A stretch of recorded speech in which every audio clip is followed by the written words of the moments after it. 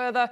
Tom O'Connor is a senior foreign policy writer with the American online news magazine Newsweek. Thanks again for your time, Tom.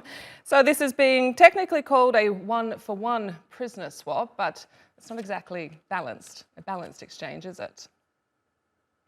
Well, I want to start this off by saying that, I don't want to buy into the idea that different human beings have different intrinsic value, but the reality certainly is that governments have different motivations for getting certain individuals back home than others. I think in this case, you look at these two individuals, you look at Brittney Griner, someone the U.S. wants back very much, someone who's been, in pop culture. There's a lot of calls, not just from athletic organizations, from human rights organizations, trying to get her back. And I think there is certainly a want to have her back, and I think that it's a good thing that she's back. If we compare it to Viktor Bout's case, this is a man, of course, accused of arms dealing internationally. I believe he was sentenced over 10 years ago. We followed the deliberations around this case and the case involving Whelan as well very closely in the lead up to this. We expected there to be some sort of deal ahead. And among the people we spoke with was the judge that put Viktor Bout away, and she was supportive of a swap. Of course, the people we spoke with preferred a deal that would also include Paul Whelan, but I'm not sure that was very realistic given the espionage charges against him, which I think rank in a whole nother category for Russia, whether they're true or not.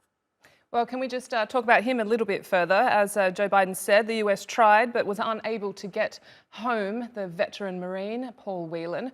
What does that say about the negotiating power between Russia and Washington, and how is it going over there in the US?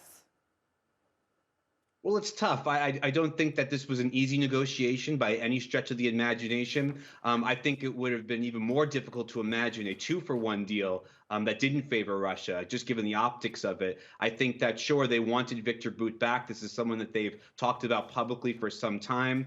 There are other Russians, Roman Seleznev, for example, who was arrested for a credit card fraud scheme some time ago. These are people who have been mentioned by the ambassador to the United States. Russia's interest in getting these people back home was very clear. At the same time, though, I think that it was going to be a stiff negotiation. I did not expect the U.S. to walk away with 2 people home and Russia getting 1 person back home. I think that, yes, of course, there's tensions because of the conflict in Ukraine. I think that worsens things. But I think at the to kind of just boil it down, I think that's really what it comes down to. Russia was not going to give away a suspected spy, and as well as what they consider a convicted criminal for an arms deal that they haven't seen for some time. Okay, thanks for your analysis there, Tom. Tom O'Connor, a senior foreign policy writer at Newsweek.